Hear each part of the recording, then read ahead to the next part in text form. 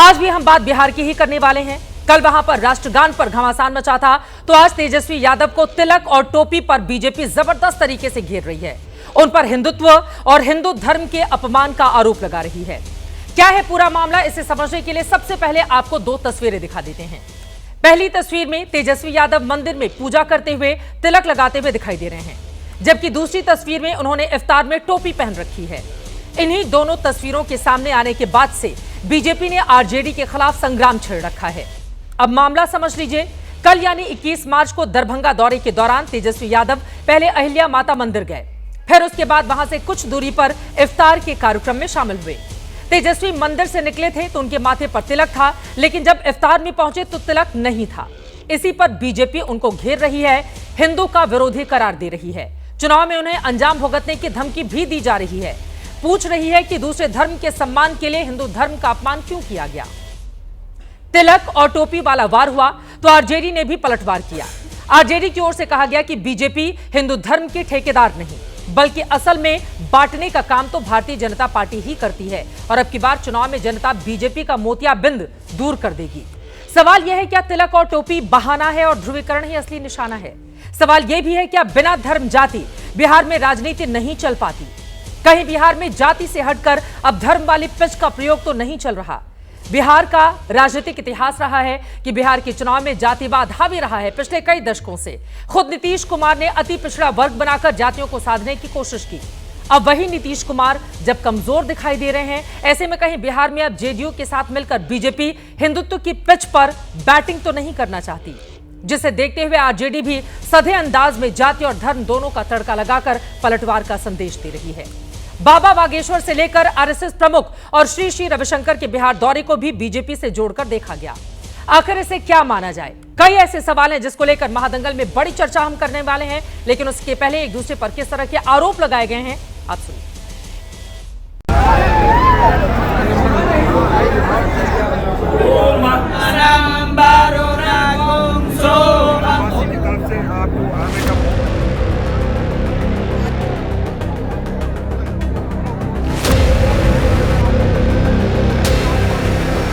तेजस्वी यादव जी को शर्म करनी चाहिए कि वो खुद मन से गए थे या किसी के दबाव में गए थे। ध्यान रखना चाहिए कि हम अपने धर्म के साथ दूसरे के धर्म का सम्मान करें।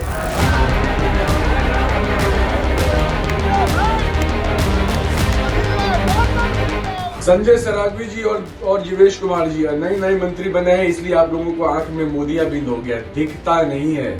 ऑपरेशन करने की जरूरत है।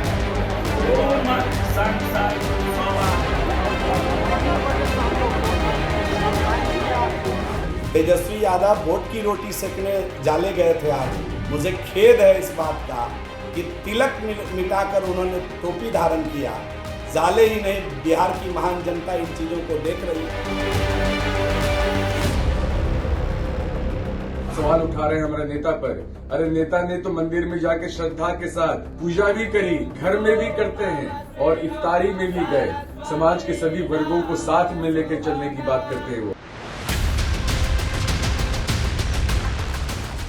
एक 5 महीना है और हम लोग लगातार हमारे देश की संस्कृति रही है गंगा जमुनी तहजीब की, मिल करके अमन चैन शांति हम लोग कायम करें। आप तो ठहरे वोट के सौदागर, और वोट के सौदागर सिर्फ वोटों की बात करता है और वोटों की सौदागरी करने के लिए जाना जाता है। तेजस्वी यादव जी, उनकी आस्था कहाँ है ये पूरा बिहार जानता है। चुनावी हिंदू बनते रहते हैं ये लोग, लेकिन चुनावी हिंदुओं को देश और बिहार अच्छी तरह पहचान रहा है।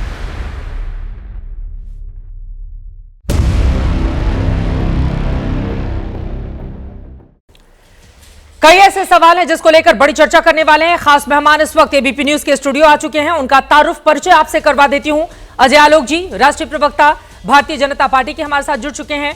हमारे साथ AK वाजपेयी जी एलजेपी के स्पोक्सपर्सन स्टूडियो में हैं। रोहित सिंह जी आप प्रेसिडेंट हैं युवा चेतना के, हमारे साथ मौजूद हैं। दूसरी तरफ कंचना यादव जी आप आरजेडी के स्पोक्सपर्सन हैं, मौजूद हैं। अनुराग भदौरे जी समाजवादी पार्टी के प्रवक्ता जुड़ चुके हैं और साथ ही मौलाना अंसार रजा जी हमारे साथ प्रेसिडेंट हैं, आप गरीब नवाज फाउंडेशन के जुड़े हुए हैं। साथ ही राजीव रंजन जी जेडीयू के स्पोक्सपर्सन हमारे साथ बिहार से इस वक्त जुड़ चुके हैं। सभी का बहुत बहुत स्वागत है।